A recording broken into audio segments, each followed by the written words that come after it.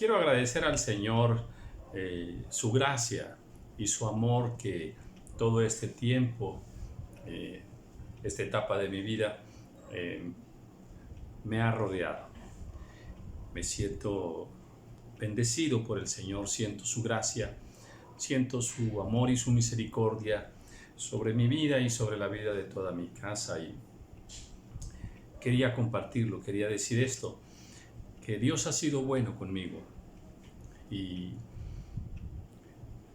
este ejercicio espiritual que nos ha permitido de ir grabando todo el Nuevo Testamento, leyéndolo y comentándolo, pues también tiene un gran significado en mi vida personal.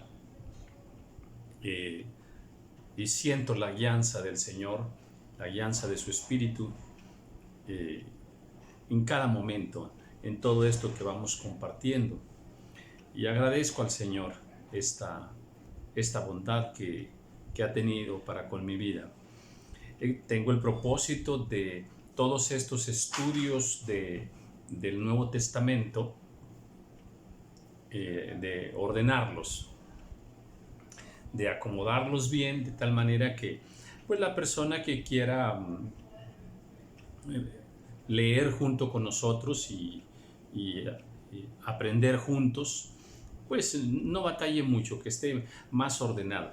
Quizá lo haga por ahí en algún canal también, o en alguna carpeta o algún archivo en las diferentes redes sociales. Entonces, un poquito más adelante me voy a dar a esa tarea. No domino las redes, no conozco tanto las formas de manejar las redes, pero bueno, al menos el ABC, estamos trabajando con el ABC de las redes. Y bueno, pues entonces sí, se van a acomodar estos estudios por allí, un poco más adelante. Estamos terminando el libro de los Hechos, vamos en el capítulo 20 y ya solamente nos falta terminar el libro de los Hechos, que creo que cuando mucho 4 o 5 videos más, ahí terminamos, son 28 capítulos. Y luego seguiría el libro de Apocalipsis, es el último libro que vamos a grabar, primeramente el Señor.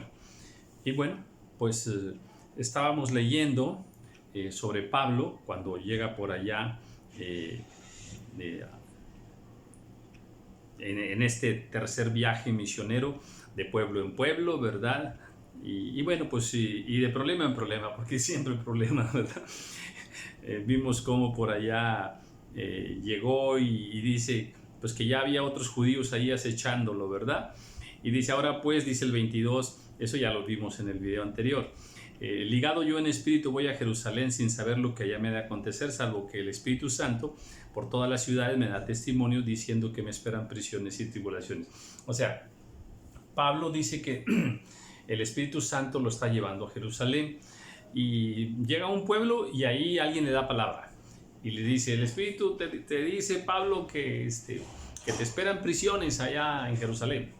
Y bueno, se iba a otro pueblo y en la otra ciudad otros hermanos le daban palabra. El Espíritu Santo nos dice que vas a pasar muchas tribulaciones en Jerusalén. Y así, de pueblo en pueblo, dice aquí que por todas partes el Espíritu Santo le dice pues que no se la va a pasar muy bien en Jerusalén. Pero me encanta cuando él dice, pero de ninguna cosa hago caso. A ver, Pablo, ven para acá, Pablo. ¿Qué desobediente eres? ¿Qué rebelde? ¿Te estás rebelando contra el Espíritu Santo? No.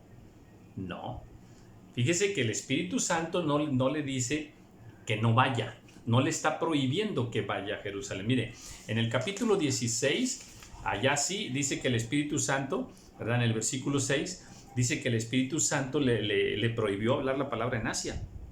Y luego por ahí también en el 7 dice, y cuando llegaron a Misia, intentaron ir a Bitinia, pero el Espíritu no se lo permitió. O sea, en este pasaje del capítulo 16, ahí sí dice que el Espíritu Santo se lo prohibió, que no se lo permitió. Y Pablo obedeció. Ahora solamente dice que el Espíritu Santo le da testimonio, o sea, le informa, le avisa que en Jerusalén va a pasar muchas pruebas, y hasta prisiones también. Entonces, pero no le está prohibiendo. Por eso es que aquí Pablo dice que de ninguna cosa hace caso. Y luego ya dice, ¿verdad?, que él no estima preciosa su vida. Y esta frase de que él no estima preciosa su vida, y ahí terminé el video anterior, a ver, yo la quiero retomar un poquito porque, a ver, el mundo enseña que tú eres importante, que tú vales mucho y que te lo creas, o sea, que lo aceptes, ¿verdad? Y que de ahí agarres fuerza y energía, ¿verdad? Porque tú vales mucho. Incluso en el mundo cristiano también existe esa doctrina, ¿eh? Que tú eres especial para Dios y que, en fin, muchas frases semejantes a estas que Dios nos las respalda, ¿eh? Dios nos las respalda.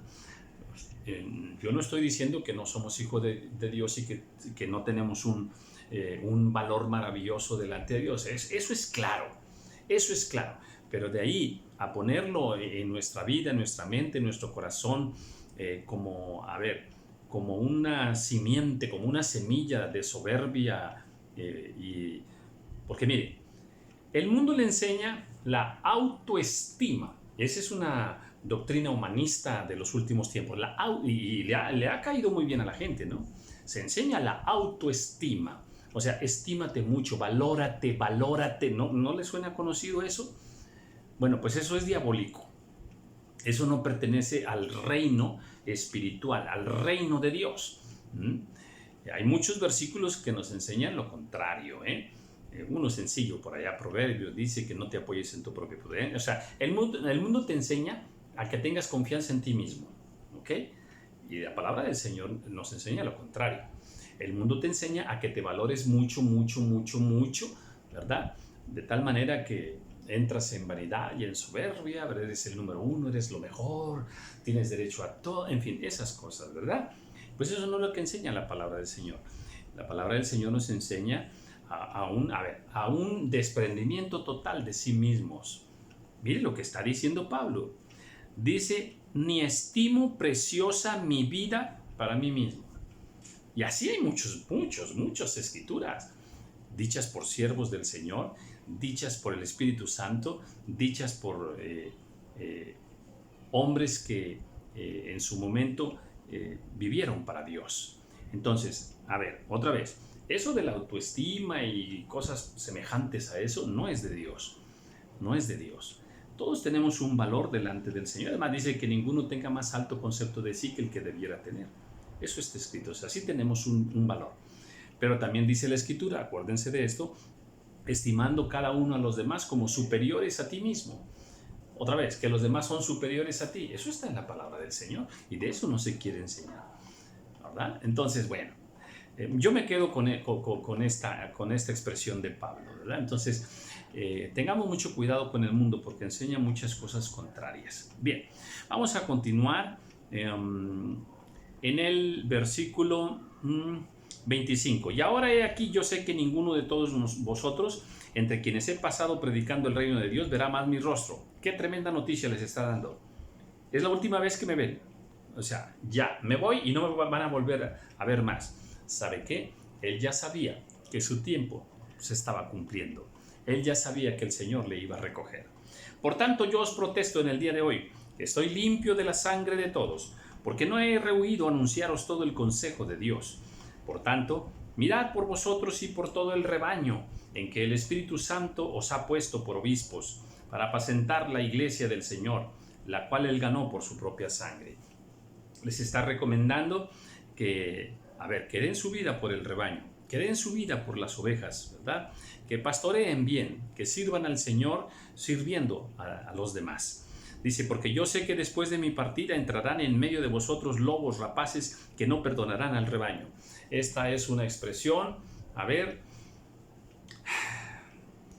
muy sincera, muy honesta y muy clara, ¿verdad? Que no hay lugar a dudas.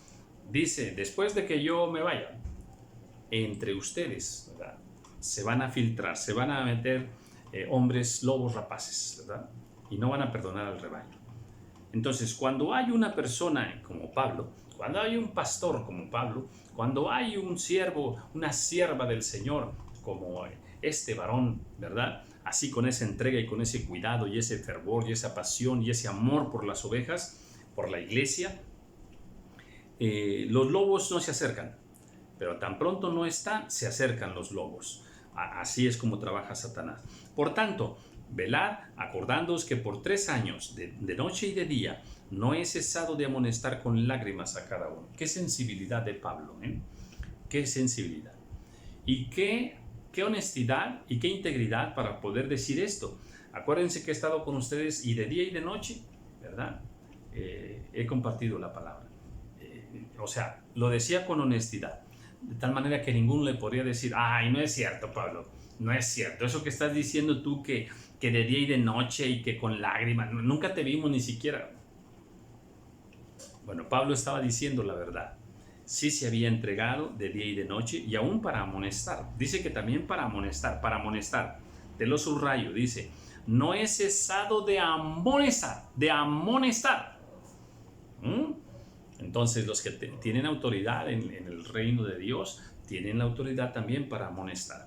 Y ahora, hermanos, os encomiendo a Dios y a la palabra de su gracia, que tiene poder para sobreedificaros y daros herencia con todos los santificados. Ni plata, ni oro, ni vestido de nadie he codiciado. ¿Cómo se guardó Pablo de esto? Acerca de los dineros y regalos y cualquier tipo de prendas por allí. Dice, no he codiciado esto. O sea, ustedes son testigos.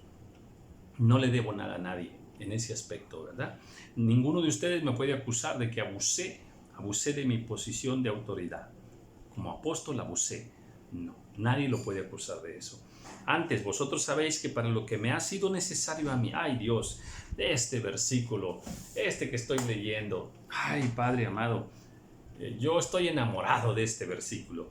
Dice, antes, vosotros sabéis que para lo que me ha sido necesario a mí, o sea, para mis necesidades, dice, y a los que están conmigo, estas manos me han servido. ¡Qué maravilla, qué maravilla! Pablo trabajaba para cubrir sus necesidades y no solo eso, para cubrir las necesidades de los que estaban junto a él. Pablo no solo pensaba en sí mismo, pensaba en los demás, se daba a los demás. ¡Qué maravilloso! ¡Qué maravilloso! Porque muchos de nosotros nada más trabajamos para nosotros mismos, En todo esto, dice, os he enseñado que trabajando así se debe ayudar a los necesitados y recordar las palabras del Señor Jesús que dijo, más bienaventurado es dar que recibir. Oh Señor amado. Dios amado. Ahora, yo sé que existe el versículo y es claro, ¿verdad? Que no sepa tu derecha lo que hace tu izquierda. Eso yo lo sé. Y busco aplicarlo en mi vida. Y solo para confirmar esta palabra, más bienaventurado es dar que recibir. ¿Cuándo aprenderemos eso? ¿Cuándo entenderemos eso y nos desprenderemos totalmente? Voy a decir algo que no quisiera decirlo, pero lo comento solo por testimonio de que la palabra de Dios es verdadera. El día de hoy, una persona necesitada se acercó a mi puerta y tenía necesidad de un artículo y bueno, por la gracia de Dios lo teníamos y se lo dimos. Dice, ¿cuánto le debo? No, nada, llévalo, es para ti. Y él se fue contento, agradecido, nos bendijo. Pues, ¿qué es lo que te quiero decir? Que no pasó una hora en que llegó un amigo mío y traía unos artículos para regalármelos. Así lo hizo.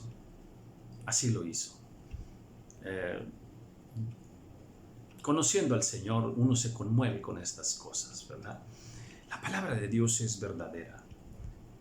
¿Por qué no hemos entendido por qué no hemos llegado al gozo, al placer de darnos a los demás? El corazón de Dios siempre es dar. El corazón de Pablo también aquí es dar. Él ya había entendido que Dios da a cambio de nada. Démonos a la viuda, al huérfano, al necesitado, al menesteroso, al que necesita, al que no tiene. Demos desde palabra hasta dinero, hasta cosas materiales. Démoslo. Fue impresionante. No había pasado una hora sin que, por mandato del cielo, llegó una bendición.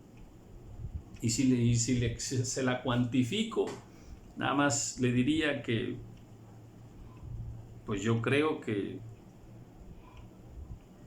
déjeme decirlo así, 100 veces más, por decirlo así rápido, 100 veces más de lo que hacía una hora nos habíamos extendido en misericordia para una persona necesitada.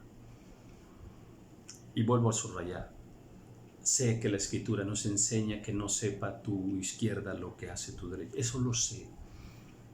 Y por favor no me lo tomen como agravio, porque lo único que quiero decir es que la palabra de Dios es verdadera y se cumple de una manera maravillosa. Sigo impactado por estas cosas tan bellas que nuestro Señor hace. Cuando hubo dicho estas cosas, se puso de rodillas y oró con todos ellos. Entonces hubo gran llanto de todos. Y echándose al cuello de Pablo, lo besaban. Oh, Dios mío. Es que este hombre es para comérselo a besos. Una mujer así es para comérsela a besos. Una abuelita así. Una esposa así. Una sierva así, un padre, un abuelo así es para comérselo a besos. ¿Por qué? Porque la Escritura, atención con lo que voy a decir. La Biblia dice que Dios habita, ¿dónde? ¿Dónde? En la hermosura de la santidad. ¿Dónde? En la hermosura de la santidad. Entendamos, donde hay santidad, hay hermosura. Hay hermosura. Pablo, un hombre santo, un hombre hermoso, una gran hermosura. Imagínate llorando y besándolo, se le echaban al cuello, lo abrazaban, era la última vez que iban a ver. Qué privilegio de estas personas, de estos hermanos, haber conocido a este siervo del Señor, doliéndose en gran manera por la palabra que dijo de que no verían más su rostro, y le acompañaron al barco. Después de separarnos de ellos, zarpamos y fuimos con rumbo directo a Cos, y al día siguiente a Roma, y allí a Pátara. Y hallando un barco que pasaba a Fenicia, nos embarcamos y zarpamos. Al avistar Chipre, dejándola a mano izquierda, navegamos a Siria y arribamos a Tiro, porque el barco había de descargar ahí. Tiro, una gran ciudad, próspera. Déjeme decirlo así, en la región Tiro era como los Estados Unidos en el mundo. Para decirlo así rápido, ¿verdad? He leído allí sobre Tiro, lo que está por acá, por allá por el libro de Ezequiel. Es impresionante, impresionante este pueblo, ¿verdad? Y bueno, pues ahorita no está como tal, ¿verdad? Y bueno, dice, y hallados los discípulos, nos quedamos allí 7 días, y ellos decían a Pablo por el Espíritu que no subiese a Jerusalén. A ver, ellos le decían a Pablo por el Espíritu que no subiese a Jerusalén. Ellos le decían, no que el Espíritu Santo le estaba confirmando que no subiese. ¿Ya?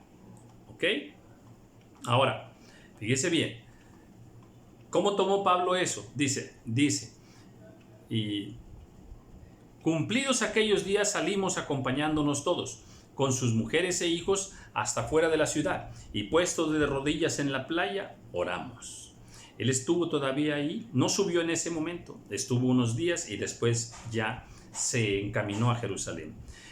Y luego dice, y abrazándonos los unos a los otros, subimos al barco, y ellos se volvieron a sus casas. Y nosotros completamos la navegación, saliendo de Tiro y arribando a Tolemaida, y habiendo saludado a los hermanos, nos quedamos con ellos un día. Ahora se queda en otro pueblo. Bueno, este ministerio apostólico de Pablo, tremendo, ¿verdad? de ciudad en ciudad, de pueblo en pueblo, ¿verdad? Y siempre con los hermanos, siempre a bendecir a los hermanos, a consolar a los hermanos, a enseñar a los hermanos, ¿verdad? A cubrirlos espiritualmente. Al otro día, saliendo Pablo y los que estábamos, y los que con él estábamos, fuimos a Cesarea. Y entrando en casa de Felipe, el evangelista, que era uno de los 7, posamos con él. Y permaneciendo nosotros allí algunos días, descendió de Judea un profeta llamado Agabo. Bueno, Felipe evangelista. Él tenía, ahí se describe a Felipe, él tenía el ministerio del evangelista, diferente a como la frase que se le dice por allá a Timoteo, ¿verdad? Acerca de que haz obra de evangelista. Es diferente, Entonces, bueno, pues Felipe sí tenía ese ministerio. Y permaneciendo nosotros allí algunos días, descendió de Judea un profeta llamado Agabo. Había profetas, y se les respetaba como tales. Este profeta tenía ministerio de profeta, ¿ok? Cuando alguien tiene ministerio de profeta, bueno, lo ejerce en su congregación y lo ejerce también en diferentes congregaciones a donde el Señor le envía. Pero ya es un ministerio, el profeta profetiza nada más en su iglesia, por decirlo así, en su congregación. Pero el que tiene el ministerio de profeta, él sí es llevado por el Espíritu Santo, es llevado por el Señor para bendecir y para llevar palabra a muchas regiones, a muchas iglesias. Quien viniendo a vernos, tomó el cinto de Pablo y atándole los pies y las manos, dijo: esto dice el Espíritu Santo, así atarán los judíos en Jerusalén al varón de quien es este cinto y le entregarán en manos de los gentiles. Ya está un profeta ahí. Ya ahora sí, con el mismo cinto de Pablo, le dice cómo lo van a amarrar, cómo lo van a atar. Al oír esto, le rogamos nosotros y los de aquel lugar que no subiese a Jerusalén. Fíjese que el profeta no le está diciendo, dice el Espíritu que no vayas. Dice el Espíritu que no vayas, no le está diciendo eso. Le avisa lo que le va a pasar. ¿Quién le está diciendo no vayas, no vayas? Pues los hermanos que lo aman mucho. A ver con esto, atención con esto. Nuestro Señor Jesús iba a hacer una obra redentora, iba a morir por nosotros, y ahí se atraviesa Pedro, ¿verdad? Y dice: Señor, que no te ocurra esto, Señor, no vayas, que no te vayan a matar. Quítate delante de mí, Satanás. Satanás a través de Pedro quiso impedir que el Señor hiciera su obra. Bueno, pues aquí vemos a unos discípulos que le están diciendo a Pablo, le están diciendo que no vaya a Jerusalén, un poquito parecido, estorbando por ahí la obra. Y luego dice, entonces Pablo respondió, dice: ¿qué hacéis llorando y quebrantándome el corazón? Porque yo estoy dispuesto no solo a ser atado, más aún a morir en Jerusalén por el nombre del Señor Jesús. No conocían bien a Pablo, no conocían la determinación que él tenía ya en su espíritu, en su corazón. Amén. Y luego dice: y como no le pudimos persuadir, aquí me encanta porque el mismo autor de este libro, ¿verdad? Lucas, el mismo autor de este libro, ¿verdad? Vemos que pues que él se incluye también en que uno de los que le estaba diciendo a Pablo: no subas.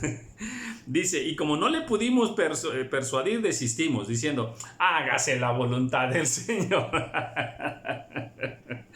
Bueno, pues después de estos días hechos ya los preparativos, subimos a Jerusalén, y vinieron también con nosotros de Cesarea algunos de los discípulos, trayendo consigo a uno llamado Manasón de Chipre, discípulo antiguo, con quien nos hospedaríamos. Bueno, ¿qué orden de todo eso, Siempre había discípulos que se anticipaban, siempre había quien hospedaba, siempre había una casa dispuesta, en fin, otros les atendían en los alimentos, en lo económico, iglesias que aportaban, en fin, un orden muy hermoso, ¿verdad? Debemos conservar ese orden hasta el día de hoy. Cuando llegamos a Jerusalén, los hermanos nos recibieron con gozo. Al día siguiente, Pablo entró con nosotros a ver a Jacobo, y se hallaban reunidos todos los ancianos. Ya está con Jacobo en Jerusalén y con todos los ancianos de ahí, Dice: a los cuales, después de haberles saludado, les contó una por una las cosas que Dios había hecho entre los gentiles por su ministerio. Cuando ellos lo oyeron, glorificaron a Dios y le dijeron: ya ves, hermano, cuántos millares de judíos que han creído, y todos son celosos por la ley. Pero se les ha informado en cuanto a ti, que enseñas a todos los judíos que están entre los gentiles a apostatar de Moisés, diciéndoles que no circunciden a sus hijos ni observen las costumbres. Interesante, ya aquí van a confrontarlo ahora, porque está con personas que conocen la ley, está con personas que a ver, que guardan la ley, ¿verdad? Y toda la ley, el sábado, la Pascua, las fiestas, la circuncisión misma. Y ahora están diciendo, a ver, nos han informado que tú andas mal, que tú les andas enseñando por ahí a los gentiles que apostaten de la ley. O sea, que se rebelen contra la ley, que estén en contra de la ley de Moisés. ¿Qué hay pues? La multitud se reunirá, de cierto, porque oirán que has venido. Haz pues esto que te decimos. Hay entre nosotros 4 hombres que tienen obligación de cumplir voto. Tómalos contigo, purifícate con ellos y paga sus gastos para que se rasuren la cabeza.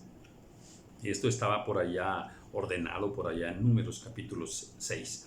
Y luego dice, a ver, y para que paga los gastos para que se rasuren la cabeza, y todos comprenderán que no hay nada de lo que se les informó acerca de ti, sino que tú también andas ordenadamente guardando la ley. Pues de hecho Pablo guardaba la ley, ¿verdad? Solo que Pablo tenía ya un nuevo entendimiento de lo que es la ley y la gracia, ¿verdad? Bien, pero en cuanto a los gentiles que han creído, nosotros les hemos escrito determinando que no guarden nada de esto. A ver, por un lado le están pidiendo a Pablo, ¿verdad? A ver, Pablo, mira, haz esto para que lo vean los hermanos y no estén pensando todas estas cosas que se han distorsionado acerca de ti.